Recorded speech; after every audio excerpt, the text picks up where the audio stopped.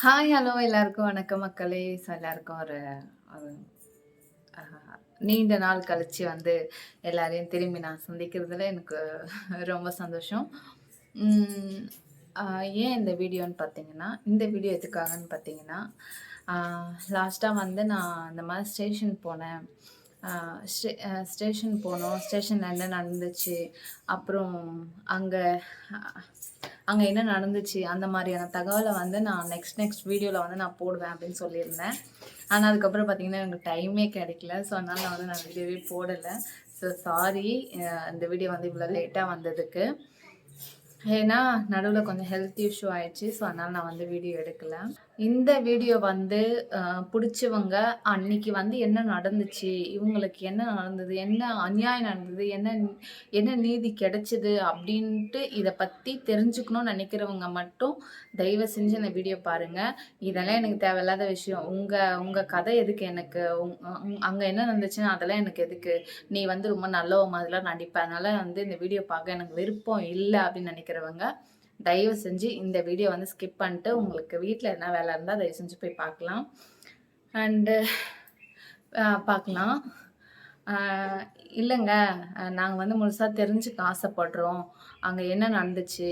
அப்படின்னு நெனைக்கிறவங்க, என்னோட சப்ஸ்கிரைப், என்னோட ஃப்ரெண்ட்ஸ், என்னோட ஃபேமிலி இவங்கலாம் வந்து அ இந்த பொண்ணு என்ன பண்ணுச்சு? ஏன் அந்த பொண்ணுக்கு இவ்ளோ ஒரு அவப்பேரு? அப்படின்ட்டு நெனைக்கிறவங்க கண்டிப்பா அந்த வீடியோ வந்து பாருங்க.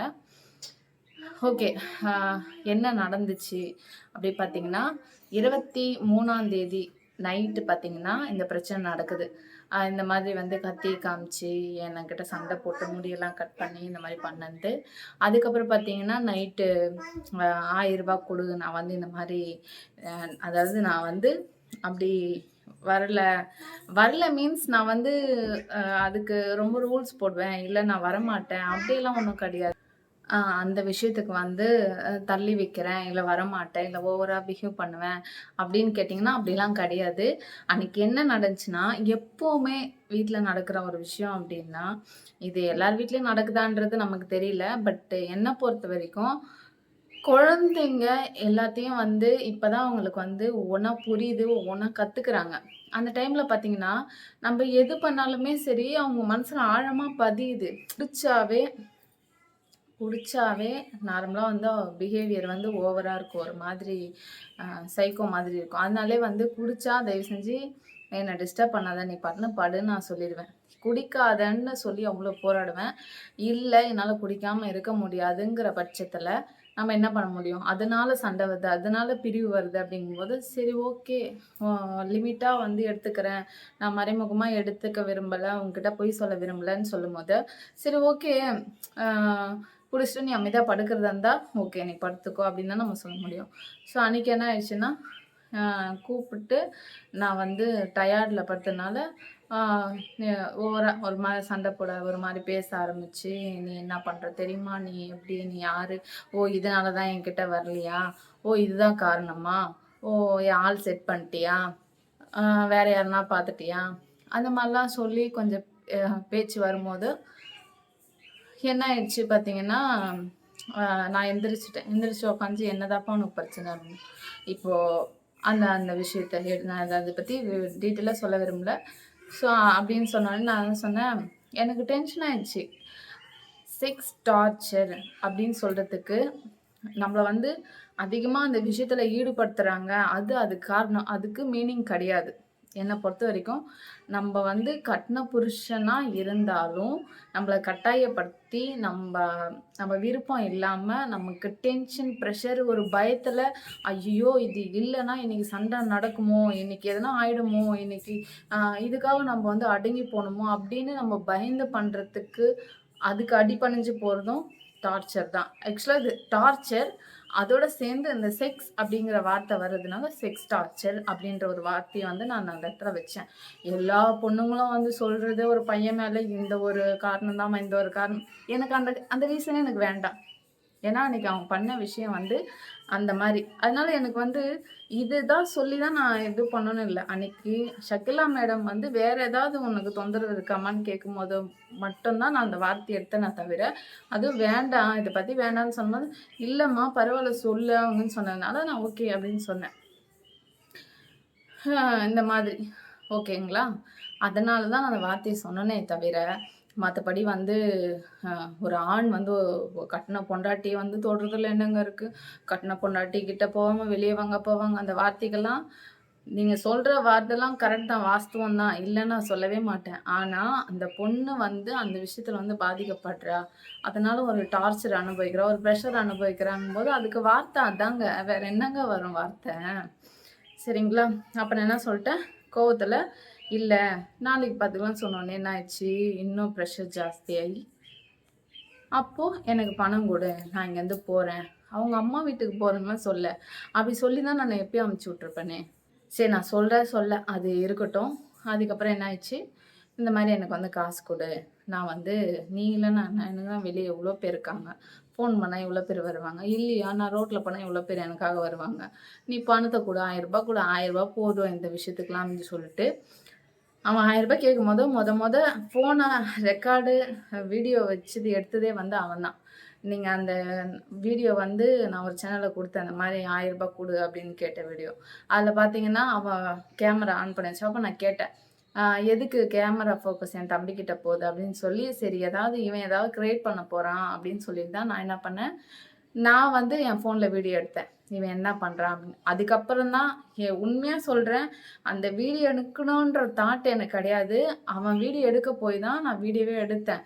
அது எனக்கு நல்லதா போச்சு. கடவுள் சத்தியமா நான் எப்பவுமே வீடியோ எடுக்க மாட்டேன். அன்னைக்குன்னு பார்த்து அவன் ஸ்டார்ட் பண்ணி வச்சது அவனுக்கே வந்து ஒரு இது ஆயிடுச்சு. ஏன்னா, நான் வீடியோ என்னையே அறியாம எடுத்திருக்கேன். எதுக்கு இது இவ்வளோ தூரம் போகுமான்ற விஷயம்லாம் எனக்கு தெரியாது. பட் ஏதோ எடுப்போம் அப்படின்னு சொல்லிட்டு எடுத்தேன். ஏன்னா எனக்கு பிரச்சனை பண்ணணும், அங்க சண்டை போடணும், அங்க இது பண்ணணும்னு எனக்கு எனக்கு துளி கூட விருப்பமே கிடையாது. நீ என்ன பண்ணாலும் அத வீடியோ எடுத்து தெரிஞ்சதுக்கு அப்புறம் நானா அப்படி பண்ணேன், நானா அப்படி பேசினேன், நீ எங்க சொல்ல போறேங்கிற ஒரு ரீசனுக்காக தான் நான் அத எடுத்தேன். பட் கத்தி எடுத்துட்டு வந்து என் கழுத்துக்கிட்ட இப்படிதான் வீடியோ எடுத்துட்டு இருக்கேன்னா, இப்படி இப்படி வச்சு வச்சு கத்தி வச்சு பேசு குழந்தைங்கள இப்படி மடியில வச்சுன்னு பக்கத்துல பார்த்துன்னு இருக்கிறேன். எங்க அப்பா அந்த சைட் பார்த்துன்னு எங்க அப்பா என்னடா புதுசா அப்பா வந்துட்டாரு, அப்பாலாம் பிரகாஷ் சொல்றா அப்படின்னு நீங்க நினைக்கலாம். ஆ அந்த லேண்ட் விஷயமான்னு சொன்னேன் பார்த்தீங்களா? அந்த லேண்டு கதைய ஒரு ஒரு கதையா காட்டுனான். என்னமோ லேண்டு கதை முடிஞ்சுச்சு, லேண்டுக்காக போனோம். அத சால்வ் பண்ணி குடுத்தேன் அப்படின்னு. அதெல்லாம் ஒண்ணுமே ஆகல. அந்த லேண்ட் விஷயம் அது அப்படியே இருக்கு. அத கூட நான் ஒரு வீடியோவா கூட நான் போடுறேன். அந்த லேண்டு என்ன ஆச்சு? அந்த லேண்டு யாருது? அந்த கதைலாம் நான் அதுக்கப்புறம் சொல்றேன். போன காரியம் ஃபெயிலியர் ஆயிடுச்சு. அது எங்களோட இடம் அது. ஃபெயிலியர் ஆயிடுச்சு. சரிங்களா? அதுக்கப்புறம் வீட்டுக்கு அந்த லேண்ட் போய் பார்த்துட்டு வீட்டுக்கு வந்ததுக்கப்புறம் தான் இந்த பிரச்சனை ஆச்சு. எங்க அப்பா அந்த லேண்டுக்காக தான் வந்து ஒரு 1 வீக்கா எங்க கூட இருந்தாரு. அப்பதான் இந்த பிரச்சனை ஆச்சு. எங்க அப்பாவோட வாய்ஸும் வந்து அந்த வீடியோல வந்து கேட்கும். "ஏய் குழந்தை மேலலாம் முடிய கழட்டி போடாத." ஏன்னா, அதுல வந்து பாவம் இருக்கும் இல்லையா? அவங்க வந்து அத வச்சு தான் நெறைய பண்றாங்க. அது சடன்னு சொல்லி. ஸோ அத எதுக்கு குழந்தை மேல போடணும்?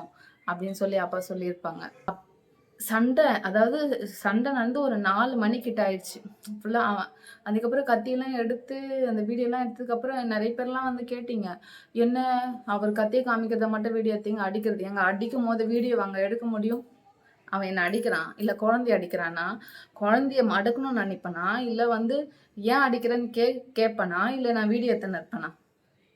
என்ன நீ எதனா பண்ண வரனா வீடியோ எடுக்கலாம். குழந்தைங்கள அடிக்கிற, என்ன அடிக்கிற, குழந்தைங்க மேல எல்லாம் பண்ற அப்படிங்கும்போதோ, எனக்கு வீடியோ எடுக்கணும்னு தோணுமா? எந்த தாய்னா வீடியோ எடுத்துன்னு இருப்பாளா அந்த மாரி? அதெல்லாம் கேட்கும்போது கொஞ்சம் பார்த்து கேளுங்க. மனசாட்சியோட கேளுங்க. ஸோ, அதுக்கப்புறம் சண்டை நடந்ததுக்கப்புறம், சரி ஓகே. இந்த வீடியோ நான் எதுக்கு எடுத்தேன்றத முன்னாடியே சொல்ட்டேன். மறுநாள் காலையில அவனுக்கு காட்டணும் அப்படின்னு சொல்லிட்டு. ஸோ, அது நைட்டு நடந்தது. இவ்ளோ பெரிய பிரச்சனைய நான் வந்து அப்படியே விட்டேன். ஆ இவ்ளோ பெரிய பிரச்சனை வந்து நைட்டு நடந்தது. காலையில எந்திரிச்சு என்ன பண்ணா, அதே மாரி எதுவுமே தெரியாத மாரி காலையில எந்திரிச்சு கிளம்பி, இந்த மாரி கோயிலுக்கு போறேன், காசு குடு. அப்பா வந்து சேஃப்டிக்கு அனுப்பு கூட. ஏன்னா, ரோட்ல போம்போது தனியா என்னால முடியல வண்டியில. யாருனா கூப்பிடுறாங்க. அது ஒரு மாரி ஆவுது எனக்கு. ஒரு மாரி ஷையா இருக்கு. அப்பாவ கூப்பிடு. நான் கூட்டு போயிட்டு வரேன். ஏன்னா ட்ரெயின்ல சார் வந்து போமாட்டாரு. ஏன்னா நெறைய கூட்டம் இருக்குமா, அதனால வந்து செலிபிரிட்டி வேறயாம். அதனால ட்ரெயின்ல போமாட்டாரு. அதனால வந்து வண்டியில தான் போவாரு. சம்டைம்ஸ் காசு இல்லாதனால கார்ல பெட்ரோல் போட முடியாது. ஸோ அதனால வந்து பைக்ல அப்பா கூட கூட்டு போறேன்னு சொல்லி. சரி ஓகே நானும் அனுப்பிச்சு விட்டேன். அது வரைக்கும் பிரச்சனையே இல்லங்க. அது வரைக்கும் நான் எடுத்த வீடியோ கூட காட்டல. எதுவுமே பேசல. ரொம்ப சைலன்ட்டா இருந்தேன். சரி அப்படியாச்சும் போயிட்டு வா அப்படின்னு அனுப்பிச்சு விட்டேன். போனவன் ஈவினிங்கு என்கிட்ட பேசுறான். க போய் மதியம் பேசுறான். "மதியம் சாப்பிட்டீங்களான்னு?" கேட்குறேன். "சாப்பிட்டேன். அப்பா நல்லா சாப்பிட்டேன்" அப்படின்றான். அங்க அங்க ஒரு பொண்ணு வந்திருக்குது. அந்த ஜோதிங்கிற ஒரு பொண்ணு வந்திருக்குது. அது என்கிட்ட சொல்லவே இல்ல. எங்க அப்பா 10 மணிக்கு வராரு வீட்டுக்கு. எங்க அப்பா மட்டும் தனியா வராரு. "எங்கப்பா அவன்னு?" கேட்டா, "வரேன்னு சொன்னான்" அப்படின்னு சரி வரேன்னு சொல்லியாச்சுல, சரின்னு அமைதியா இருந்தாச்சு. எங்க அப்பா சொல்றாரு, இந்த மாரி அந்த பொண்ணு வந்துச்சு. ஏன்பா என்கிட்ட சொல்லவே இல்ல? அந்த பொண்ணு எங்க கூட தான் சேர்ந்து சாப்பிட்டுச்சு. சாப்பாடுலாம் வாங்கி குடுத்தாங்க. ஒரு குழந்தைய வேற கூட்டு வந்துச்சு அந்த பொண்ணு அப்படின்னு சரி ஓகே. அது வந்து இல்லாத பட்ட பொண்ணுன்னு சொல்லவோ, நான் வந்து அந்த பொண்ண பெருசா எடுத்துக்கல. இத பத்தி ஏன்னா அதுவரைக்கும் எனக்கு தெரியாது. அங்க வந்து இப்படி ஒரு ஒரு கண்றாவி நடக்குது அப்படிங்கிற விஷயம் எனக்கு தெரியாது. அந்த அம்மா மகா காளி சாட்சியா சொல்றேன். இந்த வாய் எந்த நிலைமைக்கு வேணா போலாம். இந்த நாக்கு எப்படினாலும் போலாம். நான் பொய் சொன்னேன்னா. அதுவரைக்கும் எனக்கு அங்க இப்படியெல்லாம் ஒரு விஷயம் நடக்குதுன்னு தெரியாது. அமைதியா இருந்தேன் நான் ரொம்ப. சரி நைட்டு ஒரு 11 ஆச்சு. 10 ஆச்சு, 11 ஆச்சு, 12 ஆச்சு. ஃபோன் பண்ணேன். எடுக்கவே இல்ல. எந்த ரெஸ்பான்ஸும் இல்ல. மனசுல பட்டுச்சு எனக்கு. ஓகே. அப்ப வந்து என்னமோ சம்திங் அங்க. நம்ம வந்து காலையில போய் பார்க்கலாம். காலையில போலாம் கோயில். ஆனா எனக்கு ஒரு ஒரு மனசுல ஒரு உறுத்தல். நம்ம வந்து இப்பயே போய் பார்த்துடலாம். என்ன நடக்குதுன்னு. அம்மா போலாமா? அப்படின்னு அம்மாட்ட சொன்னேன். அம்மா சொன்னாங்க, "மணி டைம் 12 ஆயிடுச்சு. வேண்டாம். இதுக்கு மேல வந்து போவேன்னா காலையில போய்க்கலாம். இல்ல யாருன்னா பூஜை பண்ண வந்திருப்பாங்க. பூஜையில இருப்பாங்க. நீ எதுவும் கவலைப்படாம படு" அப்படின்னு அம்மாவும் சொல்லிட்டாங்க. சரி ஓகே. அப்படிதான் இருக்கும் போலன்னு நெனச்சுட்டு நானும் அமைதியா படுத்துட்டேன். ஆனாலும் எனக்கு அந்த ஒரு இது போல. சரி நம்ம காலையில போய் பார்த்தே ஆகணும் அப்படின்னு சொல்லிட்டு ஒரு 10 மணி போல கிளம்பி வந்துட்டேன். கோயிலாண்ட வந்து கோயில பார்த்தா பூட்டி இருந்துச்சு. பூட்டி இருந்தோனே எனக்கு ஒரு மாரி ரொம்ப அங்க ஒரு மாரி ஆயிட்டேன். என்னடா இது பூட்டி இருக்குன்னு அப்புறம் அங்க இருக்கிறவங்க கிட்டலாம் கேட்டேன். அம்மா என்னம்மா இங்க பூட்டி இருக்கு? அந்த கோயில் பக்கத்துல இருக்கிறவங்க கிட்ட. அவங்க என்ன சொன்னாங்க, "தெரியலம்மா நைட்டு கூட இருந்தாப்புல. இப்ப தெரியல. காலைலருந்து நான் பார்க்கல" அப்படின்னாங்க. சரின்னு சொல்லிட்டு பின்னாடி வந்து மனோ அண்ணான்னு சொல்லிட்டு ஒருத்தவங்க இருக்காங்க அந்த பக்கம். அவர போய் கூட்டிட்டு வந்தேன். "அண்ணா எங்கண்ணா?" அப்படின்றப்ப, "இல்லங்க எனக்கு தெரியாது. நான் பார்க்கல" அப்படின்னு. "என்கிட்ட அவர் பேசவே இல்ல" அப்படின்னு சொன்னாங்க. சரின்னு சொல்லி அந்த அண்ணாவும் கூட்டிட்டு வந்தேன். "வாங்க பார்க்கலாம்" அப்படின்னு சொல்லி கூட்டிட்டு வந்தேன். அப்புறம் சத்யாங்கிறவருக்கு ஃபோன் போட்டு ஏன்னா, மனோ, சத்யா, ஆ ராஜேஷ் இவங்க 3 பேர் தான் வந்து அவருக்கு வந்து ஹெல்ப் பண்றது, சீடர்கள் அந்த மாரியான வேலைகள்லாம் பண்றது இவங்க தான். ஆ அவரு வந்து சத்யாவுக்கு ஃபோன் பண்ணி, சத்யா அவரு வந்ததுக்கப்புறம் அந்த ராஜேஷ்ங்கிறவருக்கு ஃபோன் பண்ணி, "எங்க இருக்கிறீங்க? என்னாச்சு? ஏதுன்னு?" "நீ நேர்ல வாப்பா" அப்படின்னு சொன்னேன். அதுவரைக்கும் நான் வந்தது அவருக்கு தெரியாது. அந்த ராஜேஷ்ங்கிறவருக்கு தெரியவே தெரியாது. நான் கோயிலாண்ட இருக்கேன் அப்படிங்கிற விஷயமே. வந்தாரு நேரா. வந்தோனே என்ன பார்த்தாங்க. பார்த்துட்டு, "என்ன ஆச்சு? எங்க அவரு? எங்க இறக்கி விட்டீங்க? அவரு எங்க போனாரு? நேத்தெல்லாம் கூட நீங்க தானே இருந்தீங்க. எங்க அப்பா சொன்னாரு நீங்க தான் இருந்தீங்கன்னு" சொல்லி எங்க அப்பாவும் அப்ப நான் கூடயே கூட்டு வரேன்.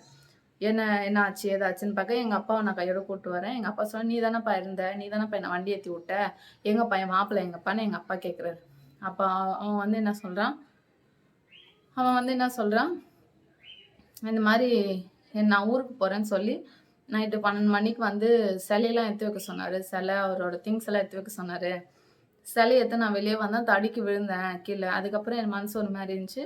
நான் சிலைய எடுத்துன்னு போய் வைக்கிறேன்னு சொன்னா, அவரு வேண்டாம் சிலைய எடுத்துன்னு வா நான் ஊருக்கு போறேன் அப்படின்னு சொன்னாரு. திரும்பி என்ன பண்ணேன், சிலைய எடுத்துன்னு நான் வந்தேன். இதெல்லாம் வந்து நான் கதை சொல்றேன்னா, தயவு செஞ்சு ஸ்கிப் பண்ணிட்டு போயிடுங்க. ஆனா அந்த அம்மா காளி வச்சு நான் பேசிட்டு இருக்கேன். பொய் சொன்னேன்னா என்னனாலும் நடக்கலாம். அது நான் எதுவுமே சொல்லல. ஏன்னா, தெய்வத்த வச்சு நான் விளையாட மாட்டேன் எப்பவுமே. தெய்வத்த வச்சு விளையாடவே மாட்டேன். ரொம்ப பயம் எனக்கு. அதனால அ நம்பிக்கை இருந்தா மட்டும் இத வந்து கேளுங்க தயவு செஞ்சு. என்ன ஆயிடுச்சு, இந்த மாரி நாங்க போனோம். அந்த சிலைய எடுத்துட்டு போனோம். இந்த மாரி போனோம். வழியில வந்து ஒரு 2 பேர் இருந்தாங்க. அவங்க வந்து தப்பானவங்க. ஆ என்ன பண்ணாங்க, இந்த மாரி ஃபோட்டோ எடுத்தாங்க. அதுக்கப்புறம் வந்து, "வாங்க எங்க வீட்டுக்குலாம் வரமாட்டீங்களா? வ இது பண்ண மாட்டீங்களா?" அப்படி இப்படின்னு கேட்டு 2 பேரும் ஒரு மாரியா பேசிக்கிட்டாங்க. அதுக்கப்புறம் லொகேஷன் ஷேர் பண்ணி, நேரா அவங்க வீட்டாண்ட போயாச்சு 2 பேரும். போயிட்டு, நான் உள்ள போனேன். ஆ அவரு வந்து அந்த 2 பொண்ணுங்க இருந்தாங்களாமா. 2 பொண்ணுல ஒரு பொண்ணு நல்லாவே இருக்கும். நான் வேணா முடிஞ்சா அந்த ஃபோட்டோ அந்த பொண்ணோட ப்ரொஃபைல் அந்த அந்த ராஜேஷ்ங்கிறவன் அந்த இன்ஸ்டால அந்த பொண்ணோட ஃபோட்டோ எனக்கு காமிச்சான். அது இருக்கு. பட் போடலாமா வேணாவாங்கிறது தான் என்னோட இது. ஏன்னா நான் அந்த பொண்ண நேர்ல பார்க்கல. யாரோ நமக்கு வந்து ஃபோட்டோல காமிச்சாங்கங்கிறதுக்காக நான் அந்த பொண்ண போடணும்னு எனக்கு விருப்பம் இல்ல. அதனால வந்து சரி வேண்டாம். ஆனா இந்த பொண்ணும், அந்த பொண்ணும் 2 பேரும் தான் இருந்தாங்க. 2 பேரும் தான் போனோம். ஆனா ராஜேஷ் சொன்னது வந்து அந்த இன்ஸ்டால இருக்கிற பொண்ணு கூட தான் அவர் அந்த பொண்ணு கூட உள்ள போனாரு. வந்த உடனேயுமே இப்படி சோஃபால இப்படி உட்கார படுக்க வச்சு, இப்படி வயிறுலாம் தடவி பார்த்துட்டு, இப்படிலாம் தப்பா பேசிக்கிட்டு, அசிங்கமா என் பொண்டாட்டிக்கு வந்து தொப்பை இருக்கும். உனக்கு வந்து தொப்பை இல்ல. நல்லா இருக்க. உனக்கு என்னடி வேணும்? நான் என்ன செய்யணும்? என்கிட்ட நெறைய காசு இருக்கு. நீ சொல்லு. நான் உனக்கு எல்லாமே பண்றேன். என் கூட வந்து இப்படியே இரு. கன்டின்யூ பண்ணு. எனக்கு இதுதான் வேணும். இதுதான் எனக்கு கிடைக்கல. எனக்கு வந்து என் ஆசைய வந்து தீர்க்கல. அதனால நீ வந்து எனக்கு எல்லாம் பண்ணினா, உனக்கு வந்து நான் எல்லாமே செய்றேன். அடுத்த வாரம் கூட எனக்கு ஏசி வர வேண்டியது இருக்குது. அந்த ஏசி கூட நான் உனக்கு குடுத்துர்றேன். அந்த மாரி வந்து இந்த மாரிலாம் பேசுனதா அப்படின்னு சொல்லி இந்த ராஜேஷ் வந்து என்கிட்ட வந்து சொல்றான். நான் உக்காந்துட்டே இருக்க இப்படிலாம் பேசிக்கிட்டே இருந்தாங்க. திடீர்னு என்ன பண்ணாங்க 2 பேரும் வந்து எந்திச்சு ரூம்குள்ள போய் கதவு சாத்திக்கிட்டாங்க. கதவு சாத்திட்டு கொஞ்ச நேரம் கழிச்சு, ஆ அந்த லேடி வந்து துணியெல்லாம் ஒரு மாரி சரி பண்ணிட்டு, அதுக்கப்புறம் வெளிய வந்தாங்க. இதெல்லாம் என் கண்கூடா நான் பார்த்துட்டு இருக்கிறேன்க்கா. அவன் சொன்ன விஷயம். அவன் அப்படியே பதறினே சொல்றான் சொல்லும்போதே. நான் பார்க்குறேன். எனக்கு அப்படியே புக்கு புக்கு பக்கு பக்குன்னு அடிச்சுக்கிச்சு அந்த இடத்துல. தண்ணி தண்ணி குடிக்கிறேன், தண்ணி வாங்கிட்டே இருக்குக்கா. என்னால ஏத்துக்கவே முடியல. நான் சிலைய வேற கையில வச்சுன்னு இருக்கிறேன். எனக்கு ஒரு பக்கம் பயமா இருக்கு. என்னடா இவரு இப்படி பண்றாரு? அவன் இப்பதான் மொத அந்த மாரி விஷயம் பண்றான் அப்படின்றத நேர்ல பார்த்தேன்ற மாரி அந்த செகண்ட் என்கிட்ட அப்படி சொல்றான். பக்கு பக்குன்னு இருந்துச்சு எனக்கு. நான் என்ன ஏன்னா அவன் பண்ண தப்ப மறைக்கணுங்கிறதுக்காக அவன் அப்படி சொன்னானா? இல்ல வந்து உண்மையாவே அதுதானா விஷயம்னு எனக்கு தெரியல. பட் அவன் சொன்ன விஷயம் அது. நான் என்ன பண்ணேன், அ என்ன என்ன சொன்னாங்க, இந்த மாரி சாப்பாடு இல்ல.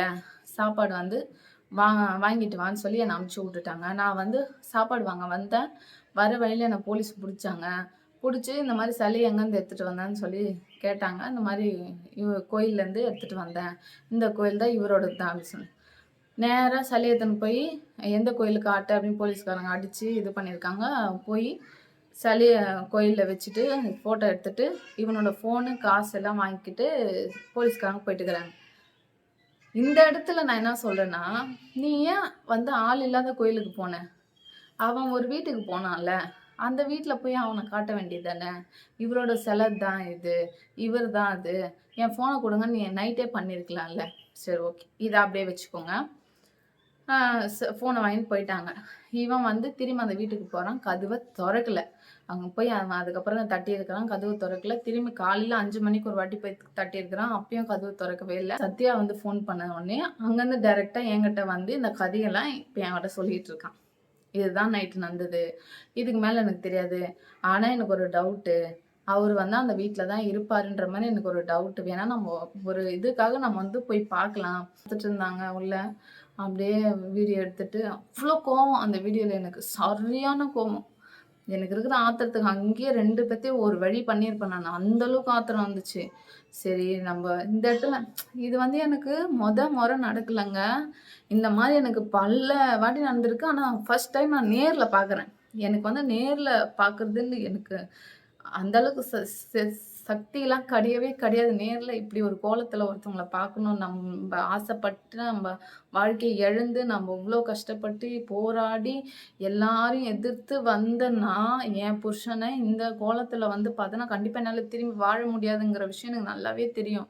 நான் வந்து ஒரு 2022ல இவங்கிட்ட சண்டை போட்டு, அ சென்னைக்கு போறேன். ஒரு 3 மாசம் வந்து இருக்கேன் சென்னையில. 3 மாசம் கூட இல்லங்க. 2 மாசம் தான். அந்த 2 மாசத்துல வேற ஒரு பொண்ணு கூட அஃபேர் ஆயி, அந்த மாரி கிளாஸ் ஸ்டூடண்ட் வந்த பொண்ணு கூட அஃபேர் ஆயி, அவங்க அம்மா கிட்ட போயிட்டு, இந்த மாரி என் பொண்டாட்டி தப்பானவ, என் பொண்டாட்டி இப்படிலாம் போறவ, அப்படி இப்படின்னு என்ன பத்தி கண்டது கடி பொய் சொல்லி, அதாவது டைவர்ஸ் ஆயிடுச்சு எங்களுக்கு. நான் அப்ளை பண்ணியிருக்கேன். அப்படி இப்படின்னு இதே கதைய அந்த லேடி கிட்ட சொல்லி, அவங்க வந்து இந்த மாரிலாம் நீலாம் ஒரு பொம்பளையா? நீ அப்படியா, இப்படியான்னு என்ன பேசி, அதுக்கப்புறம் நான் கோயம்புத்தூர் போய் இந்த பிரச்சனைலாம் சால்வ் ஆயிடுச்சு. இந்த பிரச்சனைலாம் முடிச்சுட்டேன். அதுக்கப்புறம் ஒழுங்கா இருன்னு சொன்னதுமே 2வது பாப்பா பொறந்துச்சு. அதுக்கப்புறம் திருத்தி திருத்தி வச்சுன்னுருந்தேன். ஒரு கட்டத்துக்கு மேல முடியலங்க. ஓகே, நான் கேஸ் பத்தி பேசணும்னு வந்தேன். அன்னைக்கு நடந்ததே ரொம்ப நேரம் ரொம்ப இதுவா ஓடிட்டுருக்கு. இவ்ளோ நடந்துச்சு. எது அந்த அவன் வந்து சொன்னான் பார்த்தீங்களா? அதுக்கப்புறம் கண்டுபிடிச்சோம். அதுக்கப்புறம் வந்து கோயில்ல கூட்டிட்டு போய் உட்கார வச்சு, இந்த மாரி பண்ணியா? அப்படின்னு கேட்டப்போ, உண்மைய சொன்னான். அவன் வந்து தெரிஞ்சுக்கினாங்க நல்லா, இவ கண்டிப்பா மீடியாவுக்கு போவா. நம்ம நாள பின்ன இவ போனாலும் வந்து, நம்ம இதெல்லாம் இல்லன்னு எப்படி சாதிக்க முடியுமோ, அதுதான் நம்ம பண்ணோம் அப்படிங்கிறதுக்காக என்ன பண்ணிட்டான், அவன் நீங்க நார்மலா அவன் இன்டர்வியூ பாருங்க. அவன் எப்படி பேசுறான் அப்படின்னு சொல்லிட்டு. ஒரு மாரி பயந்த மாதிரி, அப்படியே அப்படி கண்ணெல்லாம் உருட்டிட்டு இப்படிங்க, அப்படிங்க ஊ அப்படிதான் குடுப்பான் அவன். அந்த மாரி ஒரு ஆளு, நான் வந்து அடிச்சு ஒரு 3 ஆம்பளைங்க இருக்காங்க. அவங்களலாம் மீறி நான் வந்து இவன அடிப்பனாமா, இவர் வந்து அடி வாங்கின்னு இருப்பாராமா. ஆ என்ன கதை இது? ஒரு பொம்பளைக்கு இவரு வந்து பயப்படுறாராமா. எனக்கு 3 புள்ளைய குடுத்த நானு என்ன இவ்வளோ நாள் அடிச்சு சித்திரவதை பண்ணி இவ்வளோலாம் பண்ண ஒரு பொண்ண வந்து நான் வீடியோ எடுப்பேனாமா, இவரு அப்படியே பயப்படுவாராமா. அன்னைக்கு இவனுக்கு போதை. அந்த நானு கூட்டிட்டு வந்தேன் பார்த்தீங்களா, அந்த வீட்லருந்து. அப்ப வந்து போதை தெளியவே இல்ல அவனுக்கு. சரி, அந்த போதையிலயே அப்படியே வீடியோ எடுக்கிறேன். அந்த அளவுக்கு கண்ணெல்லாம் அவனுக்கு கொஞ்சம் ரெட்டிஷ்ஷா இருக்கும். அப்ப அந்த வீடியோல பார்த்தீங்கன்னா தெரியும். அப்படியே கையெல்லாம் ஒரு மாரி இப்படி பண்ணிக்கிட்டு, ஆமா போனேன். இந்த மாரி அவங்க ப்ராஸ்டிடியூட் அப்படியே அப்படியே உண்மைய சொல்றான். ஏன்னா நாள பின்ன நான் அத வெளிய குடுத்தேன்னா, இல்லங்க என்ன அடிச்சு வாங்குனாங்கன்னு சொல்றதுக்காகவே அவன் அப்படி குடுத்தான். அப்பவே ஐடியா பண்ணிட்டான் அவன். ஓகே. ஏன்னா அட் டைம்ல ஒருத்தவனுக்கு ஒரு ஒரு ஒரு கதையே உருவாக்க முடியுதுன்னா, கண்டிப்பா நாள பின்ன இது வெளிய போனா அவனால சொல்லாம இருக்க ஒரு கதைய முழுசா கட்டாமையா இருக்க முடியும். அவன் என்னனாலும் பேசுவான். ஸோ அத வந்து நான் அதுக்கப்புறம் தான் பார்த்தேன். ஒவ்வொரு எப்படி சொல்றதுன்னா, நான் எதிர்பார்க்காததெல்லாம் என்ன அடிச்சுது. என்னடா இது? நம்ம என்னமோ நெனச்சோம். இது எங்கேயோ போய் முடிஞ்சுச்சு. நைட்டு தான் பிரச்சனை இருந்துச்சு. காலையில நல்லா ஆயிடுச்சுன்னு பார்த்தேன். திரும்பி நைட்டு ஒரு பிரச்சனை ஆச்சு. திரும்பி நான் சமாதானப்படுத்தினேன். திரும்பி இவன் ட்ரெயின்லேருந்து சரி அங்க அந்த வீடியோ எடுத்துட்டு வீட்டுக்கு கூட்டு போறேன். அப்பயும் மன்னிப்பு குடுத்து சரி வான்னு, அங்கருந்து ட்ரெயின்லேருந்து இறங்கி நான் வந்து அவன வந்து ஒரு மாரி ட்ரீட் பண்றேன். அவன அடிக்கிறேன், கொல்றேன்னா, அவனோடயே அவன் கைய புடிச்சுட்டு நான் போயிருக்கணும். இல்லன்னா ஒரு ஆட்டோ புடிச்சிட்டு போயிருந்தா எங்ககிட்ட வண்டி இருந்துச்சு. வண்டியிலயாவது நான் கூட்டு போயிருக்கணும். ட்ரெயின்ல அவன வந்து அவன அவன முன்னாடி ஏத்திட்டு நான் அது என்னது? கேர்ல்ஸ் ஏறுவாங்களே! மகளிர் இதுல. அ மகளிர் இதுல வந்து கம்பார்ட்மெண்ட்ல வந்து நான் ஏர்றேன். அப்படி ஃப்ரீயா வுட்டு வந்தேன், தப்பிச்சுட்டான். போயிட்டான். அவங்க அம்மா கிட்ட போயிட்டான். ஏன்னா போயிட்டு அங்கருந்து என்ன மாரி பேசலாம்? எப்படி பேசலாம்? யோசிச்சு வச்சுட்டு பேசலாம். இல்ல இவன் மீடியால எப்படி குடுத்தானோ நம்ம அதுக்கேத்த மாரி குடுக்கலாம். அம்மாவ கூட்டிட்டு வந்துடலாம். அம்மாவ கூட்டிட்டு வந்து சென்டிமென்ட்டா அழுவலாம் அப்படின்னு நெனச்சு போனானா, என்ன கதைன்னு எனக்கு தெரியாது. அப்பயும் நான் என்ன பண்றேன், ம் போயிட்டு வீடியோ போடுறேன் நானு. வீடியோ போட்டதுக்கு அப்புறமாவது அவன் வருவானா? ஏன்னா, நான் நாளைக்கு சொல்றேன்னு ஒரு ட்விஸ்ட் வச்சேன் அந்த வீடியோல. என்ன வந்து அடிச்சுட்டு இந்த மாரி போயிட்டான். எங்கனாலும் அவன புடிச்சு குடுங்க. இது மாரி என்ன நடந்துச்சுன்னு நான் சொல்ற டீட்டெயிலா உங்களுக்கு சொல்றேன் அப்படின்னு சொல்லியிருந்தேன். ஏன் அப்படி சொன்னேன்னா, அப்பயும் அவனுக்கு ஒரு வாய்ப்பு குடுத்தேன். சரி ஃபோன் பண்ணி, எங்க இருக்கிறேன்? எங்க போகாம இங்க தான் சென்னையில தான் எங்கனா இருக்கிறான். வந்துருவான் அப்படின்னு சொல்லி இது பண்ணேன். அப்பயும் வந்து வரல. ஒரு நாள் போச்சு. நான் ஏன் கம்ப்ளைண்ட் அப்ப குடுக்கலன்னா, என்னோட நம்பிக்கை. இது அவ்ளோ பெரிய பிரச்சனையா போகாது, வெடிக்காதுன்னு நெனச்சு நான் வந்து ஒரு நம்பிக்கையில விட்டு ஒரு நாள் ஆச்சு. அந்த ஒரு நாள் எந்த ரெஸ்பான்ஸும் இல்ல. ஃபோனும் எடுக்கல, எதுவுமே இல்ல.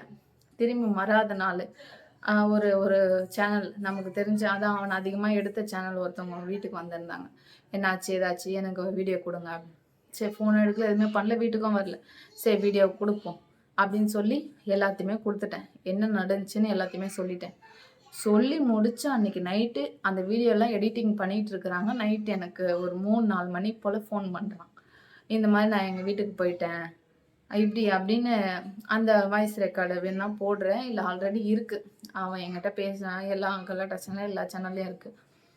இந்த மாரி வந்து இப்படி எனக்கு துரோகம் பண்ணவனுக்கு எப்படி மனசு வந்துச்சு? அப்படிலாம் நான் கேட்பேன். இந்த மாரி நான் நாளைக்கா மீடியாவுக்கு போறேன். எல்லாமே சொல்றேன். சரி நீ உன் இஷ்டத்துக்கு நீ பண்றத பண்ணு. நான் பண்றத பண்றேன். அப்படின்ட்டு அந்த இடத்துல அப்படி சொன்னேன். சரி அப்படி சொன்னதுக்கு அப்புறம் தான் அது அந்த வீடியோ வந்து வெளியே ஒரு ஒரு சேனல்லேருந்து வெளியே வந்துச்சு. அதுக்கப்புறம் அடுத்தடுத்து குடுத்தேன். அடுத்து வந்து கலாட்டா குடுத்தேன். பிஏ நோட்ஸ் குடுத்தேன். இந்த 2 சேனல் குடுத்தேன். அதுக்கப்புறம் என்ன ஒரு ஒரு 2 நாள் ஆச்சு. ஒரு நாள் அவனுக்கு டைம் குடுத்தேன். மறாவது நாள் சேனல்ஸ் குடுத்தேன். 3வது நாள் ஏன் அப்டின்னா, எனக்கு பசங்கள பார்த்துக்க ஒரு ஸ்டேஷன் போறேன், ஒரு அலையிறேன்னா, இவ்ளோ அதான் நான் சொல்றேன், இவ்ளோ பெருசா ஆகும் நான் எதிர்பார்க்கவே இல்ல. இதே சுமூகமா போயிடும். நம்ம மன்னிப்பு குடுப்போம் அப்டின்னு தான் நான் நெனச்சேன். கேஸு, இது மீடியா இப்படிலாம் போகும் எதிர்பார்க்கவே இல்ல. அதுக்கப்புறம் என்னாச்சு, எல்லா மீடியாக்கெல்லாம் போனேன். மீடியாலே கேட்டாங்க, "நீங்க ஸ்டேஷன் போலாம்ல." எனக்கு அந்த ஐடியாவே இல்ல. ஸ்டேஷன் போய் கம்ப்ளைண்ட் குடுக்கணுங்கிற ஐடியா ஐடியா இல்லன்னா, முழுமையா இல்ல. இருந்துச்சு. பட் என்ன ஏது நான் இதுவரைக்கும் வந்து ஒரு கம்ப்ளைண்ட் நான் யார் மேலயும் குடுத்ததே கிடையாது. எப்படி குடுக்குறது? என்ன அது ஒரு இது இருக்கும்ல, ஒரு மாரி நான் இருந்தாலும் நம்ம புருஷன் எப்படி என்ன குடுக்குறது? அப்படின்னு. அதுக்கப்புறம் எல்லாமே சொன்னாங்க, "கத்தியெல்லாம் வச்சு மிரட்டும்போது கண்டிப்பா குடுத்து தான் ஆகணும். மீடியாலாம் இவ்வளோ தூரம் வந்துச்சு அப்படின்னு சொல்லுவோம். சரி ஓகே. ஆமா நமக்கும் அந்த சேஃப்டி இல்ல. எதுனா ஒண்ணு ஆயிடுச்சுன்னா என்ன பண்ண முடியும்னு சொல்லிட்டு 2வது நாள் ஒரு 2 நாள் டைம் எடுத்துட்டு போறேன்.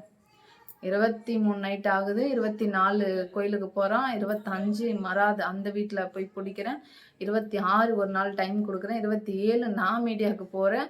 28 வந்து நான் ஸ்டேஷன் போய் 28ஆம் தேதி கம்ப்ளைண்ட் வந்து குடுக்குறேன். ஓடிடி ஸ்டேஷன்ல கம்ப்ளைண்ட் குடுக்குறேன். என்னென்ன இந்த மாரி வந்து அ வீட்ல வந்து இந்த மாரி கத்திய காமிச்சு என்னையும் என் குழந்தைங்கலாம் அடிச்சு இப்படிலாம் பண்ணதுனால குடுக்குறேன். இவங்க என்ன சொல்லிட்டாங்க, நீ ஏன் மகளிர் ஸ்டேஷன் போல நீங்க என்ன கேட்பீங்க. மகளிர் ஸ்டேஷன் நான் போனேன். அப்ப அவங்க என்ன சொன்னாங்க, குடும்ப தகராறு, குடும்ப பிரச்சனை, டைவர்ஸ் இந்த மாரினா தான்மா இங்க நாங்க பார்ப்போம். கத்தியெல்லாம் காமிச்சதுக்கெல்லாம் நீங்க வந்து அங்க தான் போணும். கிரைமுக்கு தான் போணும். கிரைமா அது என்ன P2 அது அது அந்த கத்தி அது என்னமோ சொன்னாங்க. சாரி எனக்கு தெரியல சரியா. அங்க தான் நீங்க போணும். அங்க தான் போய் குடுக்கணும்னு சொன்னாங்க. அதனால நான் என்ன பண்ணேன், மகளிர் ஸ்டேஷன்ல ஒரு ஒரு என்ட்ரி போட்டு, நான் வந்ததுக்கான ஒரு என்ட்ரி போட்டுட்டு, 28ஆம் தேதி நான் இங்க போறேன். P2 போறேன்.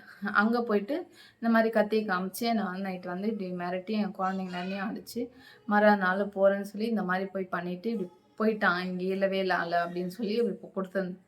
அவங்க என்ன பண்ணியிருக்காங்க, அன்னைக்கு நைட்டே குடுத்து 28ஆம் தேதியே இது சிஎஸ்ஆர் போட்டு 28ஆம் தேதியே அவங்க க்ளோஸ் பண்ணிட்டுருக்காங்க என்னோட கேஸ. ஆனா எனக்கு இது தெரியவே தெரியாது. எப்போ நவம்பர் 28 நவம்பர் 28 நான் குடுக்குறேன். நவம்பர் நவம்பர் இல்ல. அக்டோபர் அக்டோபர் 28 குடுக்குறேன். 10ஆம் மாசம். ஆமா. அக்டோபர் 28 குடுக்குறேன். 28 நைட்டே க்ளோஸ் பண்ணிட்டுருக்காங்க. எனக்கு இந்த விஷயம் தெரியாது. நான் போறேன் ஸ்டேஷன் மறாவது நாள் போறேன். அதுக்கு மறாவது நாள் போறேன். கரெக்ட்டா 30ஆம் தேதி என்னமோ தீபாவளின்னு நெனைக்கிறேன். தீபாவளி ஆமா. சம்திங் ஏதோ ஒரு டேட்ல வந்து தீபாவளி வந்தது. 30, 31 தெரியல. தீபாவளினால வந்து யாருமே எடுக்க மாட்டாங்கம்மா. வெயிட் பண்ணுங்கம்மா. எடுப்பாங்க. தீபாவளி முடிஞ்சதுக்கப்புறம் எடுப்பாங்கன்னு சொன்னாங்க. அதுக்கப்புறம் 2ஆம் தேதி வந்தேன். 3ஆம் தேதி வந்தேன். எல்லா நாளும் வந்து கேட்டுன்னே இருந்தேன். அப்புறம் ஒவ்வொரு வாட்டியும் ஸ்டேஷன் வரும்போதெல்லாம் அழுது எப்பதான் சார் இது பண்ணுவீங்க? எனக்கு ப்ரெஷரா ஏன்னா அவன் வீடியோ குடுக்க ஆரம்பிச்சுட்டான். என்னன்னா பொய்யான விஷயம். அவன் வந்து இப்படி போவா, ரூ. 25,000 கேட்பா. அப்படி இப்படின்னு அப்ப சொல்லி எனக்கு ரொம்ப மன உளைச்சல் தாங்கவே முடியல. ஸ்டேஷன்ல போய் அழுன்னு டெய்லியும் அழுகுறேன். சார் அவன் இப்படிலாம் பண்ணின்னு இருக்கிறான். நீங்க எப்பதான் கூப்பிட்டு விசாரிப்பீங்க? எப்பதான் இது பண்ணுவீங்க?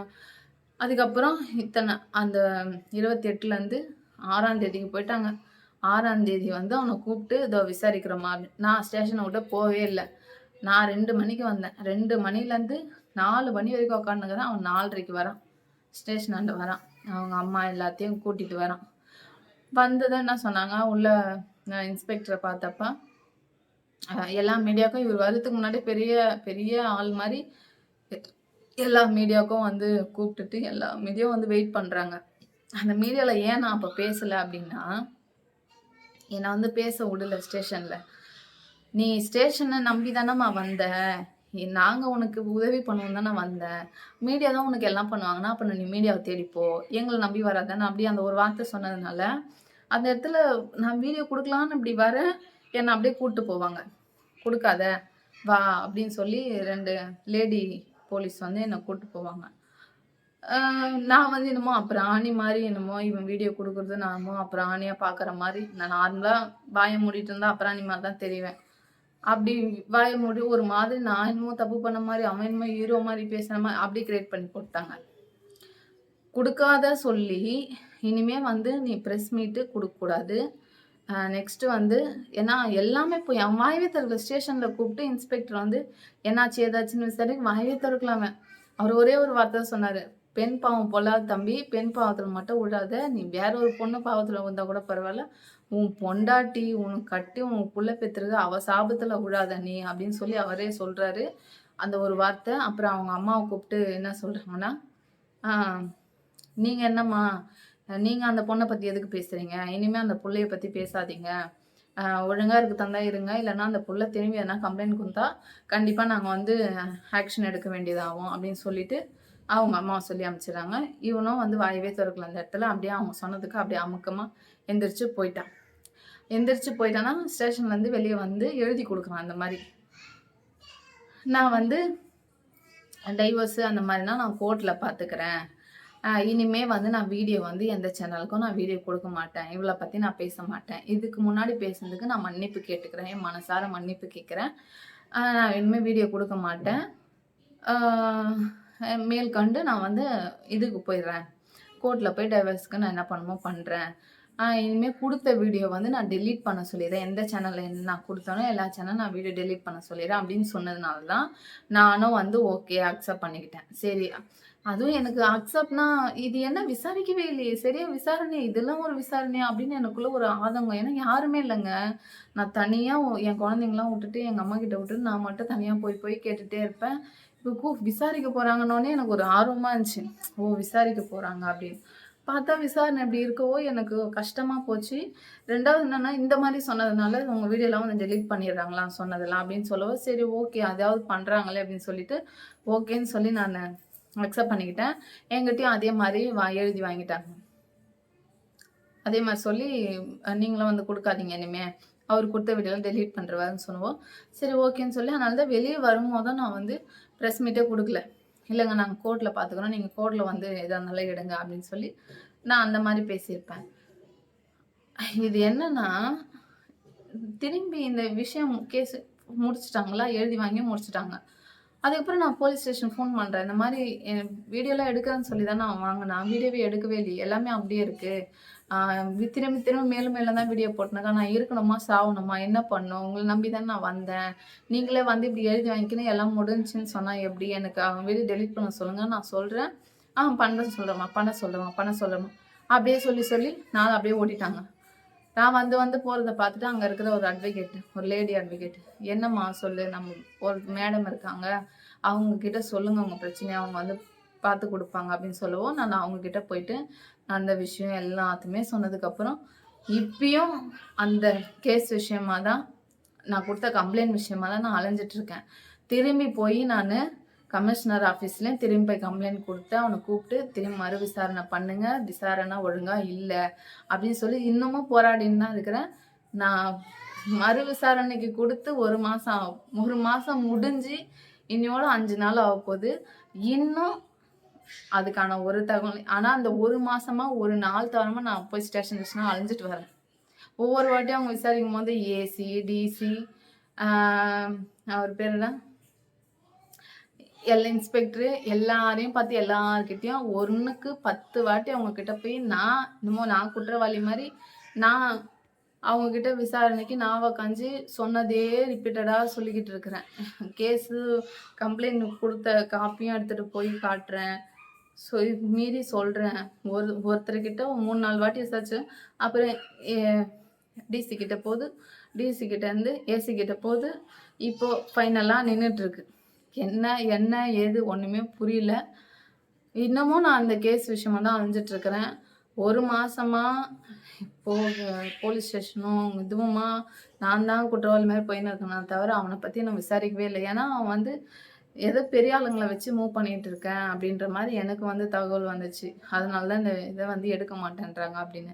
ஆனா கமிஷனர் ஆஃபீஸ்ல குடுத்தும் அந்த கேஸ் வந்து இப்படிதான் அது வந்து ஒரு அசால்ட்டா எடுத்துப்பாங்கன்றத என் விஷயத்துல தான் நான் பார்க்குறேன் உண்மையாவே.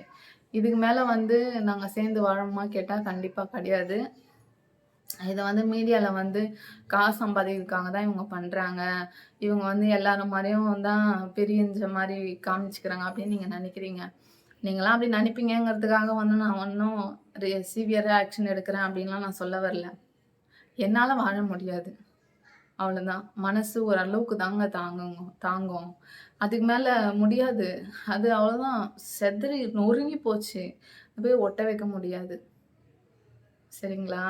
எ மீடியாக்காகவும், மத்தவங்களுக்காகவும் இவங்க நம்மள எப்படி பேசுறாங்க, அவங்க நம்மள எப்படி பேசுவாங்கல்ல, அ இதுக்காக நம்ம உண்மையா வாழணுமே அப்படியெல்லாம் கிடையாது. என் மனசுக்கு, என் மனசாட்சிக்கு, என் நிம்மதிக்கு ஏத்த மாதிரி நான் கரெக்ட்டான முடிவ நான் எடுத்துன்னு போறேன்.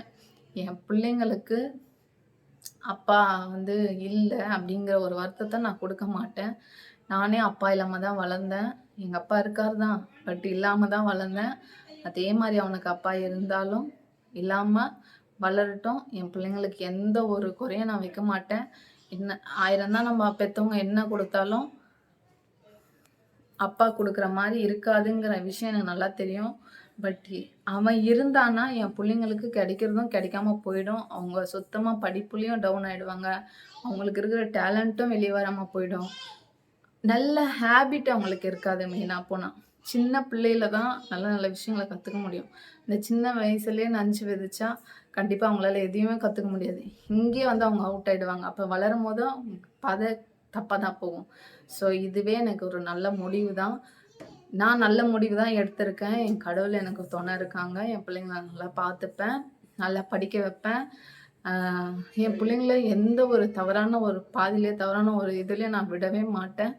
ஆ அது என் கணவனா இருந்தாலும், என் பெத்த அம்மா, அப்பாவா இருந்தாலும், யாரா இருந்தாலும் என் குழந்தைய வந்து நான் கரெக்ட்டான வழியில பத்திரமா என் பிள்ளைய சேஃப்டியா நான் கூட்டு போவேன்.